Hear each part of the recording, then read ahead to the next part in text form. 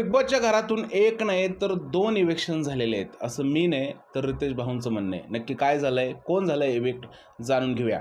तर बिग बॉसचा एक प्रोमो आलाय. त्या प्रोमोमध्ये रितेश भाऊ म्हणत आहे की या आठवड्यात एक नाही तर दोन इव्हेक्शन होणार आहे. एक इव्हेक्शन काट्यातनं होणार आहे आणि एक इव्हेक्शन टोळीमधून होणार आहे. तर नॉमिनेट कोण कोण आहे या आठवड्यात?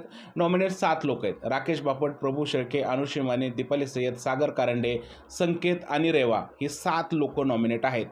टोळीमधली 3 लोक आहेत आणि काट्यामधली 4 लोक नॉमिनेट आहेत. जर का रितेश भाऊ म्हणतात की दोघातलं एक एक जण गेलंय आणि प्रोमो जर का पाहिला तर स्पष्ट दिसतंय की तन्वीच्या जवळची व्यक्ती बाहेर गेलेली आहे. आता तन्वीच्या सगळ्यात जास्त जवळची व्यक्ती कोण आहे? तर रेवा आहे का? तर मला नाही वाटत रेवा तन्वीच्या सगळ्यात जास्त जवळची आहे. मला असं वाटतं तन्वीच्या जवळचं कोण कोण आहे? तर प्रभू आहे, दीपाली आहे आणि राकेश बापट आहे. त्यातल्या त्यात प्रभू तिच्या अति जवळचा आहे आणि दीपालीसुद्धा खूपच जास्त जवळची आहे आणि राकेशला तर तिने भाऊच म्हटलेलं आहे.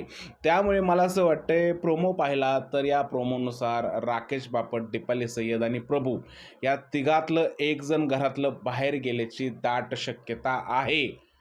जर प्रोमो पाहिला, कारण तन्वीचा रडलेला आवाज टाकलाय त्यांनी बॅकग्राऊंडला, तर तुम्ही समजून घ्या कोण गेला असेल बाहेर. त्यानंतर टोळीमधून जर का बोलायचं झालं तर टोळीमधून अनुश्री माने, संकेत आणि सागर कारंडे. तर या तिघामध्ये सगळ्यात वीक जर का कोण असेल तर मला सागर वाटतोय सगळ्यात वीक आहे. सागर सुद्धा इव्हिक्शन होण्याची दाट शक्यता आहे. पण हे लक्षात घ्या, यावेळेस बिग बॉस वारंवार म्हणतात की हा सीझन 6 आहे. इकडे ट्विस्ट फिक्स आहे.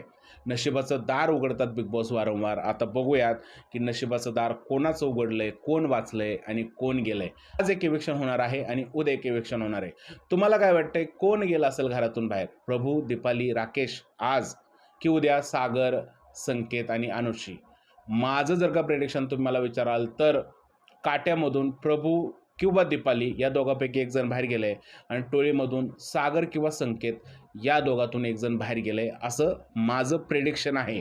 तर बघूयात, संध्याकाळी आपल्याला कळेल कोण गेले नक्की घरातून बाहेर. तुमचं काय म्हणणं आहे कमेंटमध्ये नक्की सांगा. भेटूया पुढच्या व्हिडिओमध्ये. तोपर्यंत जय हिंद, जय महाराष्ट्र आणि भारत माता की जय.